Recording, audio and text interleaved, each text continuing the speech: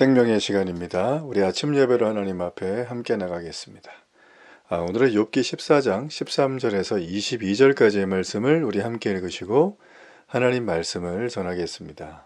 주는 나를 수월에 감추시며 주의 진노를 돌이키실 때까지 나를 숨기시고 나를 위하여 규례를 정하시고 나를 기억하옵소서.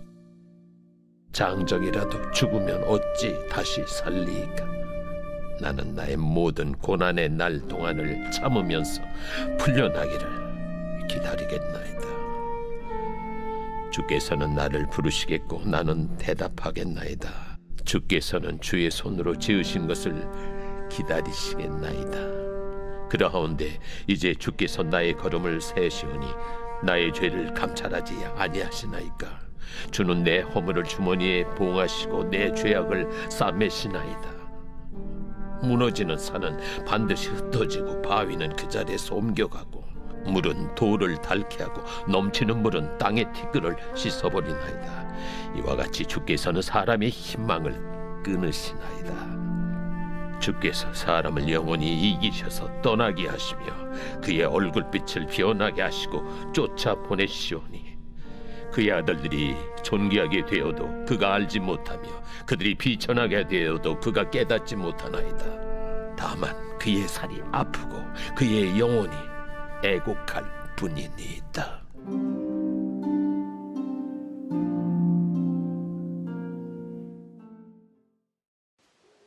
이 땅을 살아가면서 사람들이 겪는 다양한 일들 속에서 사람이라고 하면, 인간이라고 한다면 그 상황에 맞춰 반응하는 어떤 패턴들이 있습니다. 예를 들어서 내가 노력한 것들이 정말 수고한 시간만큼 값진 결과로 얻어졌을 때, 이번에 올림픽에서 메달을 획득한 선수들의 얼굴을 보면 이 기쁨의 모습을 감출 수가 없습니다. 뿐만 아니라 내가 수고하고 노력했는데 내 잘못이나 실수가 아니라 외부적인 어떤 요인 때문에 일순간에 나의 모든 공든탑이 무너질 때가 있죠. 여러분, 이럴 땐 정말 절망 그 자체입니다. 최근에 그 서울 도심 한복판에서 이 질주하는 차량에 자기도 모르게 다치거나 큰 부상을 입거나 심지어 죽은 분들의 모습을 TV에서 보는데 참 마음이 아팠어요. 그들이 그 자리에서 교통사고가 날 줄은 누가 알았겠습니까? 여러분, 그렇습니다. 우리가 어떤 상황들이 주어지는 것은 예측할 수 없죠. 그러나 그 상황이 왔을 때 우리는 나름대로 일정 기간 동안에 어떤 학습된 패턴에 의해서 반응을 하는 걸 볼 수 있습니다. 자, 오늘 여기 보게 되어지면 욥이 그런 하나의 패턴을 보여주고 있습니다. 그런데 욥이 보여주는 패턴은 우리에게 굉장히 의외다, 아이러니한데 이런 모습을 자아내고 있습니다. 자, 오늘 이 본문의 내용은 이제 욥의 이 하나님을 향한 이 항변의 마지막 부분입니다. 욥은 대답하지 않으시는 하나님 앞에 포기하는 심정으로 이 자신의 죽음을 예상합니다. 뿐만 아니라 하나님 나라에서 다시 살아날 때는 은혜 얻을 수 있기를 구하고 있습니다. 자, 이게 무슨 얘기인가? 우리 한번 하나씩 보도록 하겠습니다. 자, 우리가 알고 있는 이 13절 말씀에 보면 이 스올이라고 하는 단어가 나옵니다. 주는 나를 수올에 감추시며 주의 진노를 돌이키실 때까지 나를 숨기시고, 이렇게 돼 있어요. 자, 여러분, 스올이란 단어가 어떤 단어입니까? 여러 가지 비유가 있지만 이 무덤, 지하세계, 죽은 자들의 장소로 알려져 있습니다. 자, 따라서 스올은 모든 희망이 단절된 공간입니다. 옛부터. 그래서 이 스올 그러면 모두 유대 사람들은 다 알고 있었어요. 자, 그런데 욥은 이 땅에서 고통받는 것보다 차라리 스올에 내려가서 하나님의 진노가 지나가길 기다리는 편이 낫다고 판단을 했습니다. 그가 왜 이런 얘기까지 하고 이런 판단을 하게 되었을까요? 희망을 품을 수 없는 공간이 이제 욥에게 남은 유일한 희망의 공간이 된 이유는 과연 무엇일까요? 그것은 바로 욥이 처한 상황이, 그가 당하는 고난이 우리의 기본적인 생각과 위로와 행동으로는 해결할 수 있는 게 아니라는 걸 보여줍니다. 우리가 다음 장에 넘어가면 이제 또 엘리바스가 이제 이 욥에게 막 질문을 하거든요. 그러면서 전보다는 훨씬 더 강한 어조로 욥을 비판하게 됩니다. 참 그 볼 때마다 마음이 너무 아파요. 이 욥은 지금 자기가 수월에 떨어져서 거기에 차라리 갇히면 좋겠다 라고 할 만큼 그의 급박한 상황, 당한 고난, 누구도 예상할 수 없는 그런 것들인데, 친구들은 그런 부분에 대해서 온전한 마음을 갖고 있지 못하죠. 자, 오늘 본문으로 돌아와서 욥은 그러니까 누구라도 죽으면 다시 살 수 없다는 것을 그는 잘 알고 있습니다. 그런데 욥이 여기서 놀라운 말을 한 거죠. 고난의 날 동안에 소울에 내려가 있다가 소울에서 풀려날 것을, 그러니까 다시 생명을 얻을 것을, 그 얘기입니다. 기다리고 있겠다고 14절에 말을 합니다. 장정이라도 죽으면 어찌 다시 살리이까. 나는 나의 모든 고난의 날 동안을 참으면서 풀려나기를 기다리겠나이다. 그러니까 욥이 부활에 대해서는 알 길이 없죠. 욥은 그때 시대의 사람이 아니니까. 그러나 하나님에 대해서는 누구보다 욥은 아주 친밀한 관계를 가지고 있었습니다. 하나님은 잘 알았어요. 그래서 하나님이 기억하시고 행하신다면 소울에서 벗어나 다시 살 수도 있다고 그는 확신을 했어요.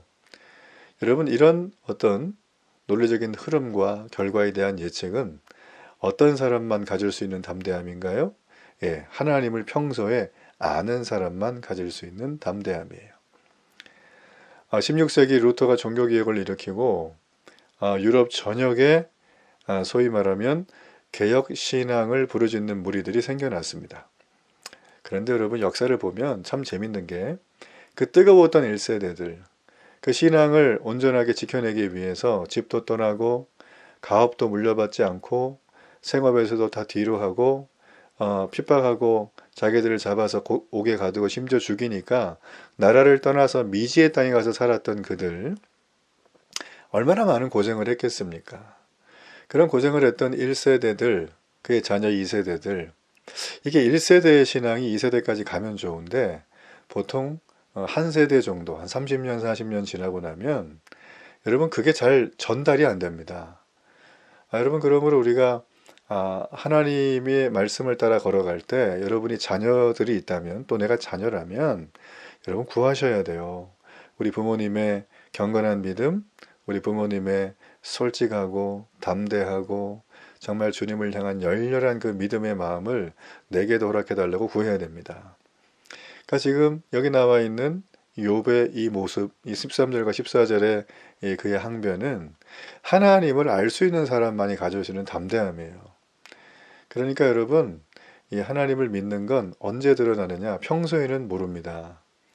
교회 다 다니는 분들 다 모릅니다. 그러나 하나님을 아는 사람은 결정적으로 위기의 순간이 오면, 또 굉장히 좋은 상황이 왔을 때 하나님에 대하여 이런 마음을 품는 신앙의 결단을 한다는 거죠. 자, 우리가 또 하나 봐야 될 건 욥이 자신의 고통에서 벗어나서 숨김을 받기 위해 필요한 것이 있었습니다. 바로 하나님이 욥의 죄를 덮어달라는 거예요. 하나님이 그의 모든 죄를 감추고 덮어주셔야 그는 고통에서 숨김받을 수 있다고 말을 합니다. 17절이죠. 주는 내 허물을 주머니에 봉하시고 내 죄악을 싸매시나이다. 여러분, 사실 이거는 욥뿐만 아니라 오늘날 우리에게도 필요한 은혜입니다. 정말 중요한 건 죄는 그냥 넘어가지 않습니다. 죄는 은혜로 덮어주셔야지만 넘어가는 거예요. 유월절 어릴 양의 피처럼 속죄의 제물의 피를 쏟아내지는 것처럼 십자가에 흘리신 예수님의 피로 우리의 허물을 덮어주시는 것처럼 하나님의 은혜가 우리를 덮어야 우리는 살 수 있습니다. 교회를 다니는 이유가 무엇입니까? 여러분이 나름대로 뭔가 이루고 성공하기 위해서입니까? 그거는 여러분 교회 다니는 이유가 될 수가 없습니다. 부차적인 거예요. 우리가 교회를 다니는 이유는, 성경을 읽는 이유는, 그리스도인이라는 소리를 듣는 이유는 예수님의 제자로 살아가는 거예요. 하나님의 은혜가 나를 덮어서 나는 살았습니다. 이걸 여러분의 생업의 현장, 여러분의 가정, 혼자 있는 시간, 여러분 지인을 만날 때 누가 물어보지 않아도 이게 그냥 자연스럽게 흘러나오는 언행심사가 돼야 되는 거죠. 사람들은 영적인 존재라 내가 변한 걸 다 압니다. 굳이 말하지 않아도 너 요즘 이상하다 이렇게 얘기를 한다는 거예요. 우리 다 느끼죠? 예. 그래서 여러분 우리는 늘 그런 마음으로 삶을 살아가야 돼요. 오늘 이 욥은 자신의 고통에서 벗어나 그 보통이 숨김을 받기 위해 필요한 것은 바로 나의 죄를 덮어주시는 하나님의 은혜였다.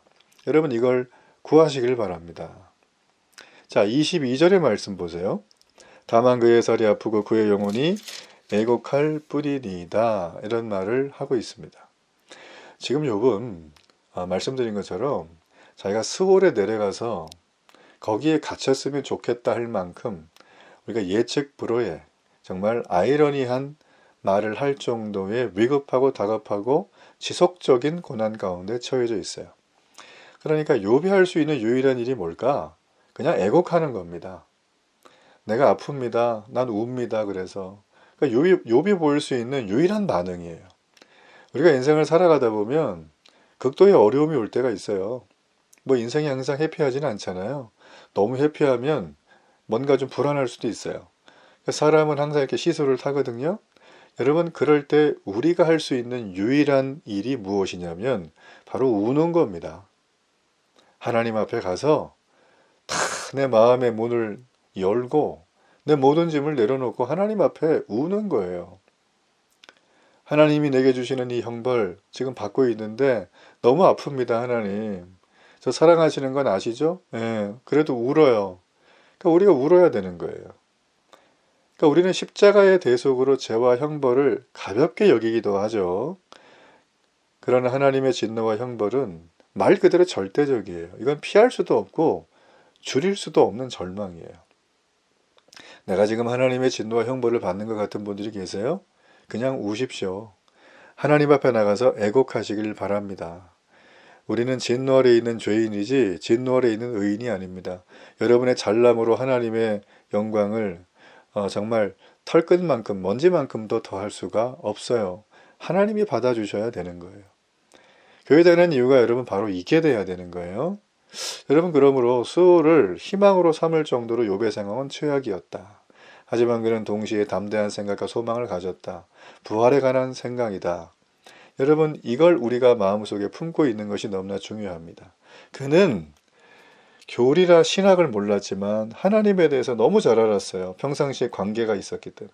그래서 그는 이 스올을 희망을 삼을 정도의 극심한 절망에도 영원한 삶과 부활의 영광이 있음을 알고 믿은 거예요. 인생의 본질이 무엇입니까? 우리가 얼마나 삽니까? 120세 그렇게 살아서 뭐 할 건데요? 우리가 살아가면서 내가 본질을 모르고 살아간다는 것만큼 지옥 같은 시간이 없습니다. 지옥은 하나님이 없는 데가 지옥이에요. 내가 웃고 즐겁지만 하나님이 함께하지 않는 곳은 불안의 지옥이고 근심의 지옥이에요. 여러분이 영생의 기쁨을 소유하고 계십니까? 우리가 이것을 깨닫고 하나님 앞에 감사하는 그런 하루가 되세요. 여러분의 감정이, 여러분의 상황이, 주변의 사람이 뿐만 아니라 내가 뜻하고 추진하고 있는 것들이 안 풀린다 그래도 절망하지 마세요. 절망하지 마세요. 예. 국방부 시계는 계속 가요. 군인들 하는 말처럼. 그죠? 제대 날짜는 오는 거예요. 마찬가지로 우리는 이 땡에 인생의 본질을 계속 하나님 앞에 물어보다 보면 어느 날 주님이 우리를 하나님 나라 데려가십니다. 이걸 기억해야 돼요. 그러면 여러분 죽음과 부활을 기다리게 됩니다. 우리는. 그리고 영원한 삶에 대한 기쁨과 감사와 환희를 느끼게 됩니다. 그러면 이 땅 살아가는데 몰라보게 전혀 다른 세상이 알 수 없는 시야와 시각으로 넉넉히 기는 삶을 사는 거예요. 이게 여러분 그리스도인에게 가질 수 있는 세상이 알 수 없는 유일한 특권이에요. 여러분 이거를 꼭 경험하고 믿음과 말씀 안에서 오늘도 승리하기를 주의 이름으로 축복합니다. 우리 결단의 기도를 드립니다. 살아계신 하나님, 하나님이 지금 허락하신 형벌과 진노 하나님 달게 받습니다. 그러나 주님 너무 힘듭니다. 나를 아버지 건져 주시옵소서. 내가 하나님 앞에 엎드려 웁니다. 주여 불쌍히 여겨 주옵소서. 진노 아래 있는 이 죄인을 긍휼을 베풀어 주옵소서. 예수님의 이름으로 기도합니다. 아멘.